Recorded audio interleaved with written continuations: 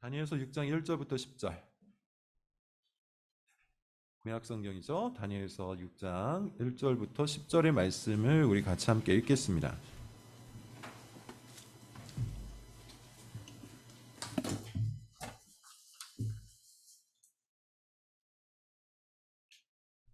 교독을 좀 하겠습니다. 다리오가 자기의 뜻대로 고관 120명을 세워 전국을 통치하게 하고 또 그들 위에 총리 셋을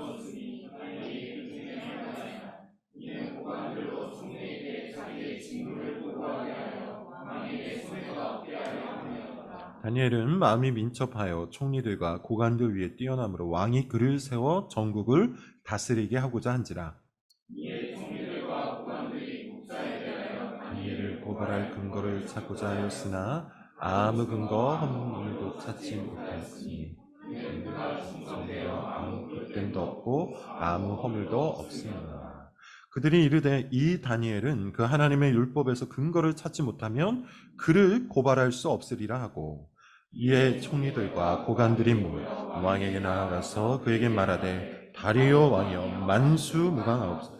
나라의 모든 총리와 지사와 총독과 법관과 관원이 의논하고 왕에게 한 법률을 세우며 한 금령을 정하실 것을 구하나이다. 왕이여 그것은 곧 이제부터 30일 동안에 누구든지 왕 외에 어떤 신에게나 사람에게 무엇을 구하면 사자굴에 던져 넣기로 한 것이니이다. 그런즉 왕이여 원하건대 금령을 세우시고 그 조서에 왕의 도장을 찍어 메대와 바산 고하지 아니하는 규례를 따라 그것을 다시 고치지 못하게 하옵소서 하네. 이에 다리오 왕이 조서에 왕의 도장을 찍어 금령을 내니라.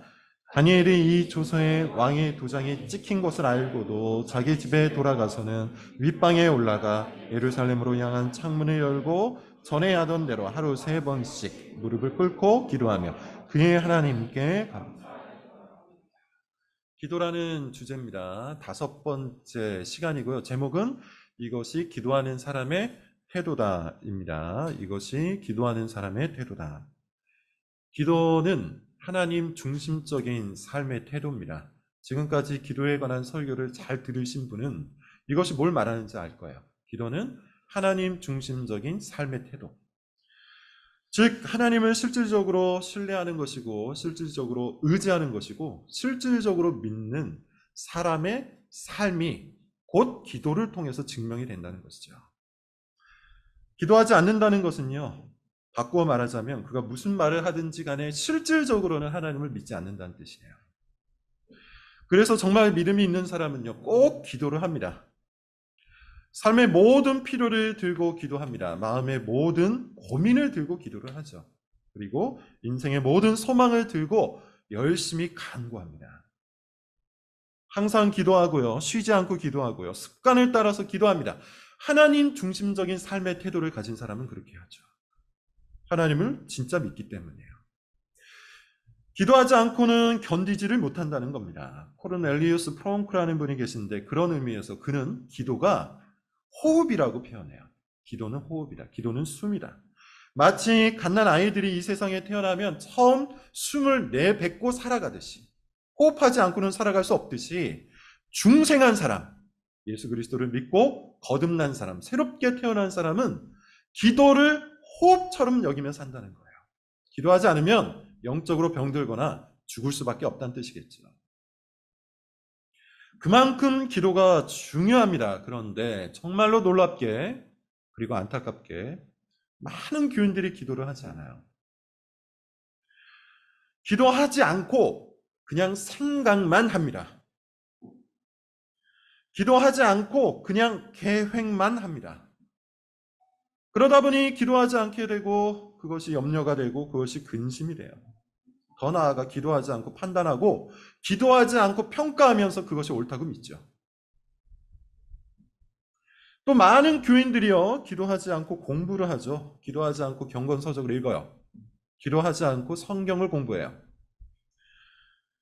기도하지 않고 신학서적을 읽고 기도하지 않고 교리를 공부합니다. 그러나 그가 기도하지 않는다면, 그가 정말 전심으로 간구하지 않는다면 그의 생각은 절대 경건한 생각이 될 수가 없을 겁니다. 하나님에 대한 생각을 할 수도 있어요. 그러나 그 하나님에 대한 생각은 그저 자기 머릿속에서 돌아다니는 미로일 뿐이에요. 그 생각이 경건을 만들어내지 못해요. 기도하지 않기 때문입니다. 그의 공부는 절대로 경건이 될 수가 없을 겁니다. 공부를 했기 때문에 하나님에 대해서 많은 것을 알 수도 있어요.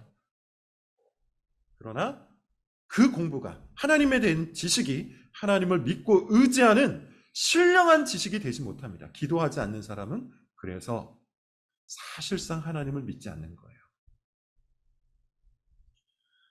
기도하지 않는 사람은 더 나아가 세속적인 사람이 되고 맙니다. 그것도 아주 교묘하고 아주 은근한 세속주의자가 돼요. 겉으로 볼 때는 별로 차이가 없다는 것이겠죠. 교회 오래 다니면서 아는 건 많을 수 있어요. 교회 오래 다니면서 자기를 꾸밀 줄도 알 수 있어요. 심지어 성경 공부, 교리 공부를 많이 해서 고급 신앙 지식도 알 수 있어요. 그러나 기도하지 않는 사람은 그런 것들을 이용해서 자신의 세속적인 욕망을 합리화하죠. 그런 것들을 이용해서 세속적인 욕망을 기독교적으로 꾸며낼 줄 안다는 거예요. 기도하지 않기 때문에 마음속에 성령의 역사가 없습니다. 기도하지 않는 사람은요, 말씀을 알기는 알지만 진정으로 이해하지 못해요. 왜냐하면 말씀을 진정으로 이해하는 그 일은 성령께서 하시기 때문이에요. 성령께서 말씀을 깨닫게 하시고 성령께서 그 말씀을 실천하게 도우시는데 성령께서는 기도하는 자와 함께 하십니다. 그런 의미에서 여러분, 기도해야 합니다. 기도하지 않고는 우리의 욕망을 이길 수가 없고 기도하지 않고는 세속적인 유혹도 이길 수가 없어요. 기도하지 않고는 우리는 결코 그리스도인답게 생각할 수가 없고 기도하지 않고는 우리는 그리스도인답게 살아갈 수가 없습니다. 아무리 많은 공부를 하고 아무리 교회를 열심히 다닌다 한들 기도하지 않고는 결코 이런 일들을 해낼 수가 없다는 거예요. 기도하는 사람만이 진정으로 신자가 될 수 있습니다. 기도하는 사람만이 자기 죄를 인지하고 인정할 수 있어요. 기도하는 사람만이 그 죄로 인해 회개할 수 있고 기도하는 사람만이 그 죄를 용서하시는 그리스도를 진심으로 붙들고 기도하는 사람만이 다시 하나님의 말씀 앞에 순종할 수 있는 거예요. 그러므로 여러분 다시 말씀을 드리는데요. 기도하십시오. 기도가 삶의 태도가 되게 하십시오. 기도는 하나님 중심적인 삶의 태도요. 하나님을 실질적으로 믿고 의지하는 삶의 태도입니다. 즉 기도하라는 이 권면은 여러분들에게 율법적인 행위를 권면하는 것이 아니고 신앙적인 태도 그 자체를 권면하는 겁니다. 내 마음이 하나님께 있다는 것을 증명하는 것, 그게 기도라는 행위예요. 내 삶이 하나님께 달려있다는 것을 고백하는 것, 그게 기도라는 행위예요. 내 모든 것이 하나님의 것임을 인정하는 삶의 태도, 이게 기도입니다. 오늘 본문을 보시면요, 우리가 본받을 만한 그런 사람이 한 명 나오죠. 그 유명한 다니엘이에요. 다니엘은 어떤 사람입니까? 대충만 말씀드리면 바벨론의 1차 침공 때 바벨론으로 끌려갔던 유대 청년이에요.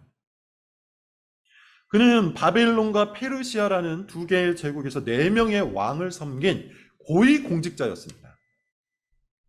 그래서 다니엘서를 우리가 읽으면 우리가 바벨론과 같은 이 세상 속에서 어떻게 그리스도인답게 살아가야 하는지를 배울 수가 있죠. 자, 오늘 본문 한번 봅시다. 1절부터 4절 같이 한번 기도라는 관점에서 한번 잘 읽어보도록 하죠. 1절부터 4절입니다. 자, 시작. 다리오가 자기의 뜻대로 고관 120명을 세워 전국을 통치하게 하고 또 그들 위에 총리 셋을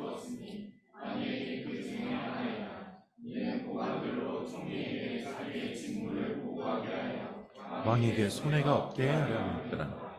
다니엘은 마음이 민첩하여 총리들과 고관들 위에 뛰어나므로 왕이 그를 세워 전국을 다스리게 하고자 한지라.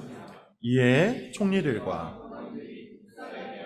다니엘을 고발할 증거를 찾고자 하였으나 아무 근거, 아무 허물도 찾지 못하였으니 이는 그가 충성되어 아무 그릇됨도 없고 아무 허물도 없습니다. 한번 보십시오. 먼저 다리오 왕이 나오죠. 다리오 왕 누굴까요? 바벨론과 페르시아 사이에 있던 메데라는 나라의 왕이에요. 그런데 사실상 페르시아의 왕이라고 할 수가 있는데요. 페르시아의 초대 왕이었던 고레스 왕과 초대 왕이었던 고레스 왕과 친척지간이었어요. 그래서 훗날 메데와 페르시아가 한 나라로 통일이 됩니다. 다니엘은 이 다리오 왕 밑에서 총리 역할을 한 것이죠. 1절과 2절을 여러분 한번 보십시오. 이 다리오 왕이 자기 나라에 120명의 장관을 세웠죠. 그리고 그들을 관리 감독하는 총리 3명을 세웁니다. 다니엘이 그중 한 명이었어요. 우리나라도 마찬가지입니다. 수십 개의 주무부처가 있고 그곳에 장관급 공직자를 세우죠. 그리고 그들의 수장으로 국무총리를 세우잖아요. 마치 다니엘이 그와 같았다는 겁니다. 3절을 여러분 한번 볼까요? 다니엘이 이 역할, 총리 역할을 어떻게 했습니까? 매우 잘 수행을 한 것 같죠. 성경은 이렇게 말합니다. 그의 마음이 민첩하여 다른 총리나 장관에 비해 매우 뛰어났다. 아주 탁월하게 총리 역할을 잘 감당했다는 거예요. 당연히 왕의 마음에 들었어요. 그래서 다리오 왕이 이 다니엘을 총리 중 총리로 세우려고 하죠. 3절 왕이 그를 세워 전국을 다스리게 하고자 한지라. 총리 중 총리로 세우려고 했어요. 자, 여러분 이쯤 되면 누가 등장할 수밖에 없죠? 질투하는 사람이 등장할 수밖에 없겠죠. 아니나 다를까 4절을 보십시오. 다른 총리들과 장관들이 다니엘을 질투한다고 합니다. 근데 질투하는 정도로 끝나지 않고요. 고발까지 하려고 해요. 아주 작은 흠집을 찾아서 거대한 잘못인 것처럼 포장을 하고 그것을 통해 사람들을 선동해서 그를 밀어내려고 한 겁니다. 마치 오늘날의 정치 세계와 아주 비슷하죠. 그런데 문제가 있었어요. 아무리 찾고 찾아도 근거가 없는 거예요. 고발할 만한 근거를 찾을 수가 없는 거예요. 아무런 근거, 아무런 허물도 찾을 수가 없다고 합니다. 성경은 말하길 그가 충성되어 아무런 그릇됨도 찾을 수가 없었고 아무런 허물도 찾을 수가 없었다. 여기서 우리는 다니엘의 직장 생활이 어떠했는지를 발견할 수가 있습니다. 다니엘은 남의 나라 총리로, 자기 나라가 아니죠. 남의 나라 총리로 어떤 의미에서는 동기부여가 전혀 생겨나지 않는 직장 생활을 하고 있는 직장인이었어요. 생각해 보십시오. 열심히 하면 할수록 남의 나라가 부강해지는 것인데 열심히 하고 싶은 마음이 생기겠습니까? 우리 같으면 은근슬쩍 요령을 피웠을 겁니다. 근데 다니엘은 그렇게 하지 않았어요. 열심히 했습니다. 충성되게 했습니다. 요령도 피우지 않았어요. 얼마나 직장 생활을 잘했는지 그를 싫어하는 사람들이 약점을 찾으려고 아무리 애를 써도 찾을 수가 없을 정도였어요. 자, 그런데 이런 사람들의 특징이 있죠. 포기하지 않아요. 누군가를 밀어내려고 하는 사람, 자기가 중심부를 차지하려고 하는 사람, 자기 뜻대로 어떤 공동체, 조직을 끌고 가려고 하는 사람은 아주 끈질깁니다. 무너뜨릴 때까지 절대로 포기하지 않아요. 그래서 직접 약점을 만들기로 하죠. 자, 본문 5절부터 9절을 보면 그 이야기가 나옵니다. 5절부터 9절을 저랑 교독을 좀 하겠는데 여러분들이 먼저 5절을 한번 읽어볼게요. 시작. 그들이 이르되 이 다니엘은 하나님의 율법에서 그걸 찾지 못하면 그를 고발할 수 없어. 이에 총리들과 고관들이 모여 왕에게 나아가서 그에게 말하되 다리오 왕이여 만수무강하옵소서.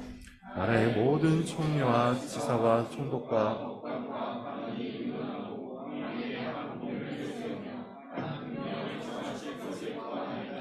왕이여 그것은 곧 이제부터 30일 동안에 누구든지 신에게나 사람을 사자굴에 던져 넣기로.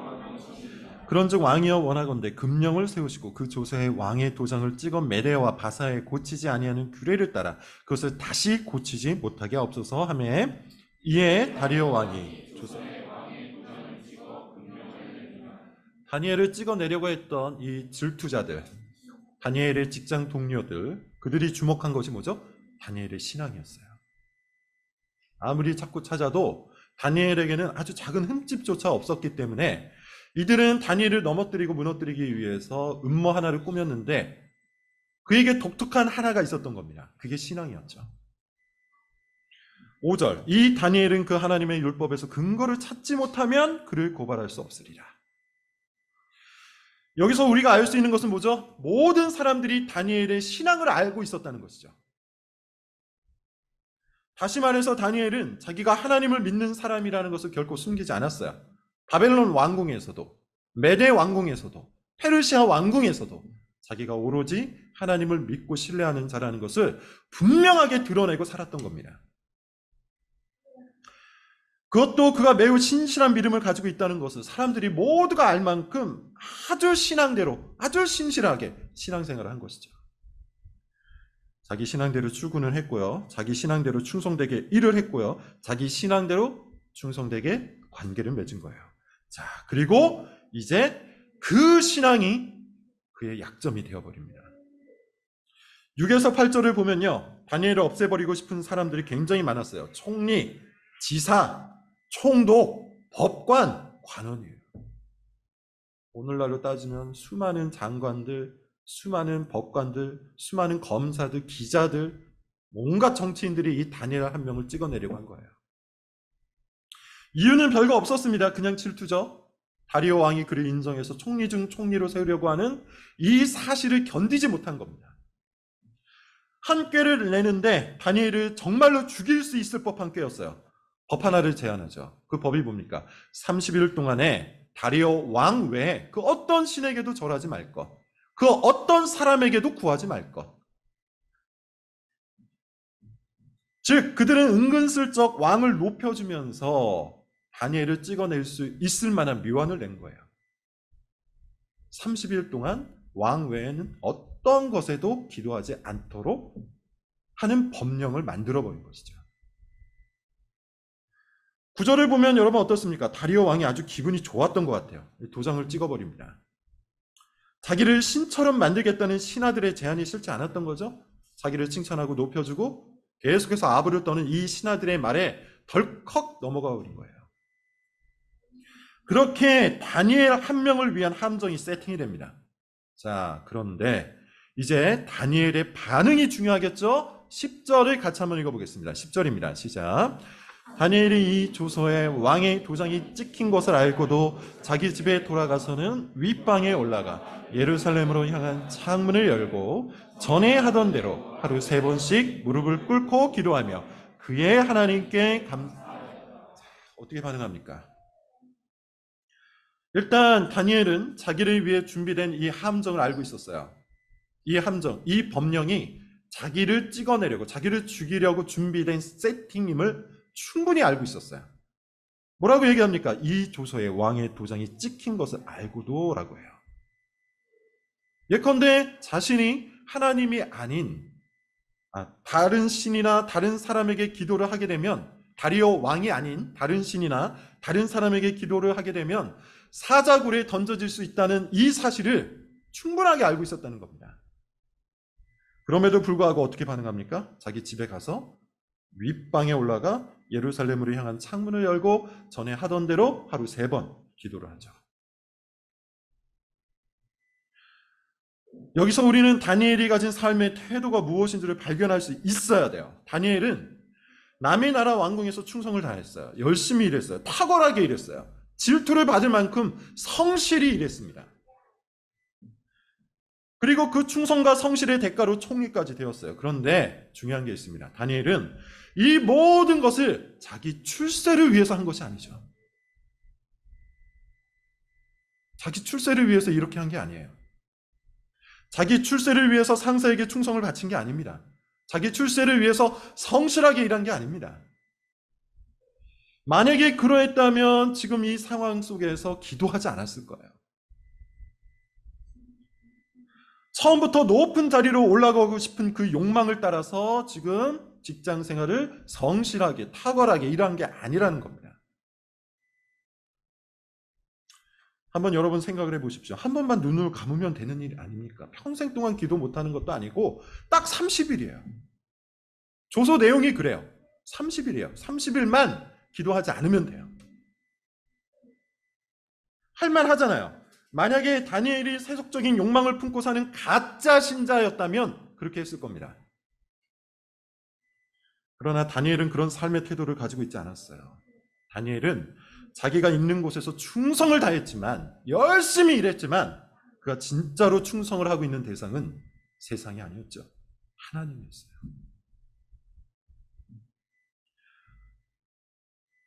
어떻게 알 수 있습니까? 그가 자기를 위해 마련된 함정을 알고도 평상시와 똑같이 매일 3번씩 기도했다는 점에서 알 수 있어요.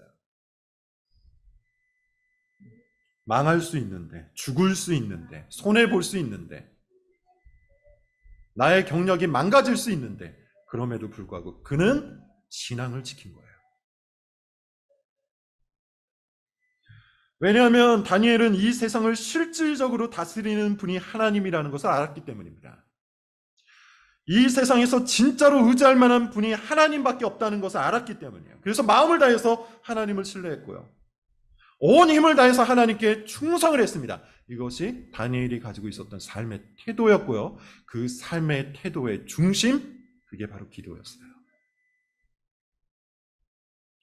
오늘 본문에서 특히 하루 3번씩 기도하고 있는 다니엘의 모습에서 우리는 2가지 교훈을 얻어야 합니다. 자, 첫 번째, 기도하는 사람만이 이 세상에서 진짜 그리스도인다운 삶을 살 수가 있어요. 다니엘을 여러분 한번 보십시오. 다니엘은 모든 사람들이 알 정도로 신실한 신자였다고 했죠. 흠을 찾을 수가 없다고 했어요. 그만큼 성실한 직장인이었어요. 심지어 자기 신앙 때문에 자기 모든 경력이 무너질 그 상황 속에서도 신앙을 택한 사람이었어요. 그는 교회 안이 아니라 교회 밖, 곧 세상 속에서도 그리스도인다웠습니다. 어떻게 그렇게 할 수가 있었을까요? 그 힘이 어디에서 나왔을까요? 기도인 것이죠. 여러분, 우리는 그 어느 때보다도 세속화의 위험이 가득한 세상에서 살고 있죠. 사실상 우리는 우리의 신앙을 무너뜨리기 위한 함정이 세팅되어 있는 세상에서 살고 있습니다. 우리가 살고 있는 이 세상은 신앙을 무너뜨리기 위한 세팅이 완료되어 있는 그런 세상이에요. 다니엘을 따르면 기꺼이 그 함정 속으로 들어가야 마땅한데 그게 신자의 선택이요 삶의 태도인데 오늘날 많은 교인들은 어떻게 합니까? 다른 것을 택하죠. 이렇게 생각하는 겁니다. 고작 30일인데 고작 30일인데 잠깐만 눈을 감지 까짓것 잠시만 비겁하면 나도 편하고 너도 편하고 직장도 편하고 모든 일이 편해질 건데 그냥 세상이 말하는 걸 잠깐만 따르자 이런 생각을 갖고 스스로를 합리화하는 겁니다. 모두가 이렇게 사는 거 아닌가? 나만 이렇게 사는 것이 아니고 모든 이들이 다 그렇게 이 세상의 시류에 동승하여 살고 있지 않은가? 나는 가정이 있고 나는 자녀가 있지 않은가? 삶은 이상이 아니고 현실이다. 어쩔 수 없는 선택이었다. 이런 식으로 합리화를 넘어서 그런 시류에 따르는 것을, 그런 유혹을 쫓는 것을 지혜라고 믿어버리죠. 이 세상에서 성공하고 이 세상에서 인정받고 이 세상에서 제대로 살려면 당연히 그렇게 살아야 하는 거 아닌가? 지금 나를 죽이고자 하는 조서에 도장이 찍혀 있는데 어떻게 내가 기도를 할 수 있단 말인가? 심지어 이런 말을 당당하게 목사 앞에서도 하는 세상이 왔습니다. 그들이 볼 때는 아마 다니엘의 이런 선택이 어리석게 보일 겁니다. 아니, 이 스토리 자체가 거짓말 또는 신화라고 생각할 수도 있겠어요. 믿질 않는 거겠죠? 아마 이 스토리가 귀에 들려오지도 않을 것이고 눈에 들어오지도 않을 겁니다. 그 이유가 여러분 다 어디에 있을까요? 기도하지 않기 때문이에요. 기도하지 않기 때문입니다. 기도를 통해서 하나님을 경험하지 않았기 때문이에요. 기도를 통해서 하나님의 능력을 체험해 본 적이 없기에 이 세상 시류에 합류하는 것이야말로 내 인생이 복되게 되는 유일한 방식이라고 생각을 하는 거예요.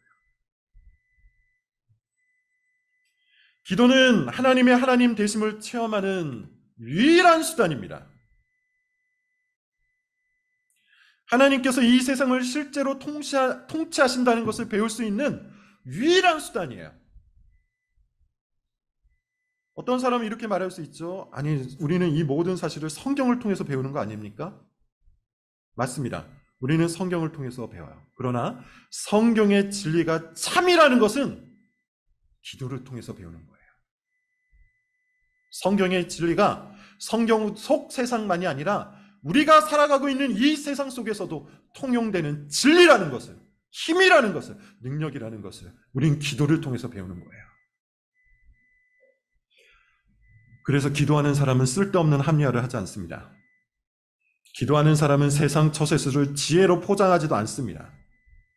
오직 하나님께서 나에게 복을 주시고, 오직 하나님께서 내 가정을 지켜주시고, 오직 하나님께서 내 생명과 삶을 형통케 하신다는 것을 기도하는 사람은 진짜로 배우게 되는 거예요. 그래서 기도하는 사람은 그리스도인답게 삽니다. 그리스도인답게 담대히 살 수 있습니다. 기도하는 사람은 그리스도인답게 세상 조류와 반대로 살 수 있습니다. 기도하는 사람은 그리스도인답게 세상 사람들이 모두 반대하는 말씀에 순종할 수 있는 겁니다. 두 번째, 우리가 다니엘을 통해서 배울 수 있는 두 번째 교훈은 이겁니다. 진짜 그리스도인은 항상 기도한다는 점이죠. 다니엘을 여러분 한번 생각해 보십시오. 자기를 겨냥한 함정, 너무 명확하고도 너무 강력한 함정이 놓여져 있잖아요. 근데 그럼에도 불구하고 습관을 따라 3번씩 기도하죠. 하루 3번씩 기도를 합니다. 앞서 말씀드린 것처럼 이것은 율법적인 행동이 아니에요. 다니엘이 실제로 하나님을 의지하고 믿고 있기 때문에 나타나는 삶의 태도예요. 다니엘은 지금 자기 신앙을 고백하기 위해, 자기 신앙을 지키기 위해, 자기 신앙을 보여주기 위해 기도를 하고 있는 겁니다. 통상적으로 기도를 은혜의 방편, 은혜를 얻는 수단이라고 말해요. 풀어서 말하면 우리가 기도하는 이유 중 하나는 하나님께 은혜를 받기 위해서 하는 겁니다. 그렇다면 은혜를 얻어야 하는 이유는 뭐죠? 은혜를 얻을 때 비로소 우리가 우리 정체성을 확고히 붙들 수 있기 때문이에요. 우리가 왜 그리스도인인지, 우리가 왜 예배를 드려야 하는지, 우리가 왜 이 세상에서 다른 이들과 다르게 살아가야 하는지 그 이유와 근거를 찾을 수 있다는 겁니다. 은혜를 얻을 때 그 근거를 확고하게 붙들 수가 있는 거예요. 다시 말해서 우리가 기도해야 하는 절대적 이유는 우리의 신앙을 지키기 위해서입니다. 오늘 본문에 여러분 잘 보십시오. 다니엘이 위기를 맞았기 때문에 특별히 기도를 했나요? 그렇지 않죠. 본문에 보면 이런 표현이 있어요. 다니엘이 전에 하던 대로 기도했다. 전에 하던 대로 기도했다. 그러니까 지금 다니엘은 평소 늘 하던 대로 기도를 했다는 것인데요. 이것이 그가 세상 위협과 유혹을 이겨내고 신앙을 지킬 수 있었던 힘이었다는 거예요. 여러분, 우리가 이 세상을 살면서 얼마나 많은 유혹과 시험이 있습니까? 아마 이것은 목사인 저보다 여러분들이 더 많이 알 거예요. 더 많이 경험할 거예요. 돈에 대한 유혹이 있을 거고요. 또 성에 대한 유혹이 또 있을 것이고요. 명예, 권력에 대한 유혹, 그리고 생존에 대한 시험과 위협, 온갖 탐욕으로 만들어진 위험들, 이런 것들이 얼마나 많이 있는지 모릅니다. 그렇게 이 세상은 우리의 신앙을 거꾸러뜨리기 위한 함정을 이미 파놓은 상태예요. 이 세상 모두가 일어나서 우리에게 자기만의 바벨탑을 만들라고 소리치고 있다는 겁니다. 매일 그런 소리를 듣는 우리는 자기도 모르게 이런 유혹과 시험에 물들 수가 있어요. 그런 세상에서 어떻게 우리 신앙을 지킬 수 있을까요? 기도밖에 없다는 것이죠. 예수님께서는 이렇게 말씀하세요. 악한 귀신, 악한 사탄을 쫓아내는 일은 기도 외에는 없다. 사탄이 사자와 같이 믿는 자들을 미혹하려고 할 때 우리의 생각과 우리의 감정과 우리의 마음을 지킬 수 있는 방법은 하나입니다. 기도입니다. 기도가 우리의 신앙을 지킵니다. 시편 119편에서 다윗이 이렇게 기도하는데요. 새 번역으로 제가 한번 읽어볼게요. 나를 깨우쳐 주십시오. 내가 주님의 법을 살펴보면서 온 마음을 기울여서 지키겠습니다. 내가 주님의 계명들이 가리키는 길을 걷게 하여 주십시오. 내가 기쁨을 누릴 길은 이 길뿐입니다. 내 마음이 주님의 증거에만 몰두하게 하시고 내 마음이 탐욕으로 치닫지 않게 해주십시오. 내 눈이 헛된 것을 보지 않게 해주시고 주님의 길을 활기차게 걷게 해주십시오. 여러분, 우리가 이렇게 기도해야 되지 않겠습니까? 이 세상을 살면서 유혹을 만나고 시험을 만날 때 이렇게 기도해야 되지 않겠습니까? 이렇게 기도할 때 우리는 우리 신앙을 이 세상 속에서 지킬 수가 있는 겁니다. 세상 것들을 옳게 분별할 수 있고 주님의 것들을 열정적으로 따를 수가 있는 거예요. 그렇게 기도는 우리의 신앙을 지키게 만들어요. 말씀을 맺겠습니다. 기도는 종교적 행위 중 하나가 아니에요. 우리의 신앙 그 자체입니다. 기도하는 사람만이 하나님 중심적인 삶의 태도를 지니고 있는 거예요. 기도하는 사람만이 하나님을 전심으로 믿고 있는 겁니다. 기도하는 사람만이 하나님을 실질적으로 의지하는 겁니다. 그러므로 여러분 다시 말씀을 드리지만 기도하십시오. 이번 주에 꼭 기도하십시오. 아침에, 점심에, 저녁에, 밤에. 고민이 되고 근심이 될 때, 공고한 삶이 몰려올 때, 고난의 파도가 찾아올 때, 내 마음속에 바벨탑이 생성될 때 하나님 앞에 나아가서 기도하십시오. 매일매일 주님을 의지하고 매일매일 주님을 사모하고 매일매일 주님을 앙망하는 것이 여러분의 삶의 태도가 되게 하십시오. 다시 말하지만 기도하십시오. 기도하는 것이 여러분의 삶이 될 때 하나님께서 하나님 되심을 여러분의 삶에 보여주실 겁니다. 기도하겠습니다.